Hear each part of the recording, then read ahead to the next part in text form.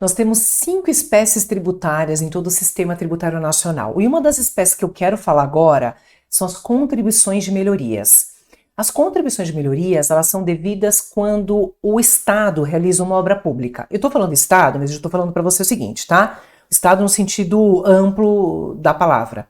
União, Estados, municípios e DF, quando realizam uma obra pública, se esta obra pública gerar uma valorização imobiliária no seu imóvel, você pode ser chamado a pagar a contribuição de melhorias, isso mesmo.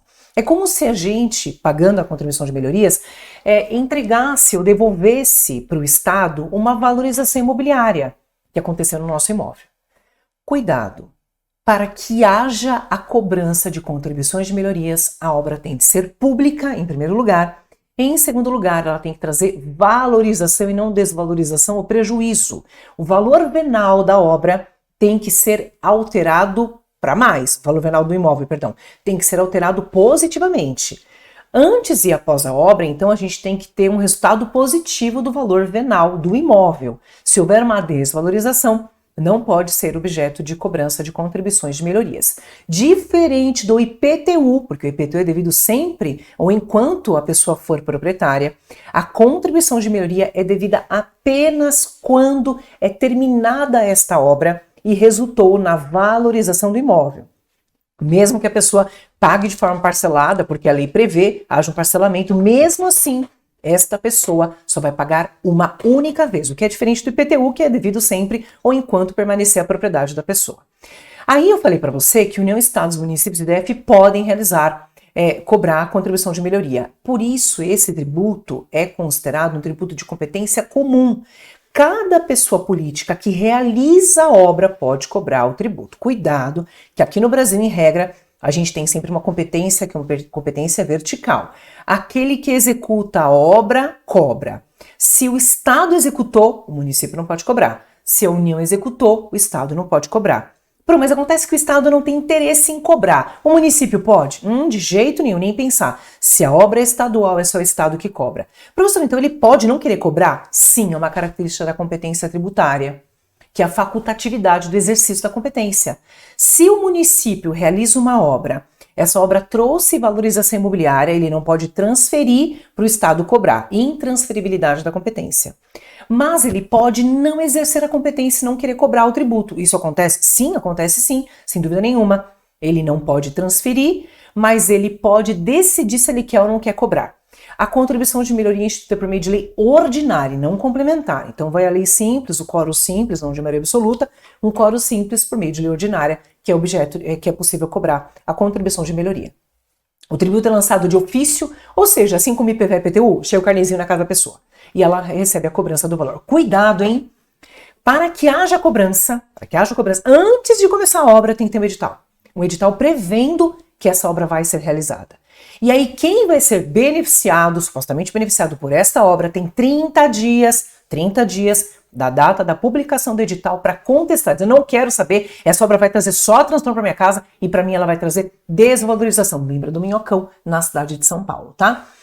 Sabe o viaduto lá, aquele Minhocão? Então, trouxe desvalorização para uma série de imóveis daquela região. E aí, por isso que a contribuição de melhoria que foi tentada não pode ser objeto de cobrança. E cuidado, essa cobrança é individualizada. Eu posso pagar um valor e meu vizinho outro. Por quê, professora? Porque a gente vai fazer um cálculo individualizado da valorização de cada imóvel que foi alcançado pela obra pública, certo? Perfeito. Por exemplo, o imóvel de esquina com o imóvel que está na mesma rua podem ter cobranças diferentes. Quanto mais perto da obra, mais, supostamente, tem valorização imobiliária. Quanto mais longe dessa obra, menos valorização. Por isso que a gente vai olhar para uma valorização individualizada. E cuidado, hein? A gente vai ter sempre nessa lei ordinária a publicação de um custo total dessa obra, não pode ser mais ou menos, que a gente vai pagar, e um custo individual, ou seja, independentemente do Estado ter conseguido alcançar o valor que ele tinha de expectativa para alcançar, sabe, dos contribuintes, vai ter um custo individual.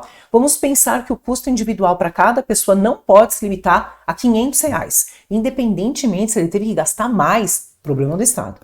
Ele não pode pedir esse dinheiro, porque o máximo que cada pessoa vai pagar é de R$500. Lembrando que a gente vai fazer uma conta individualizada em relação a cada imóvel. Outro limite importante, hein? Cuidado, porque a gente vai ter uma zona de beneficiamento.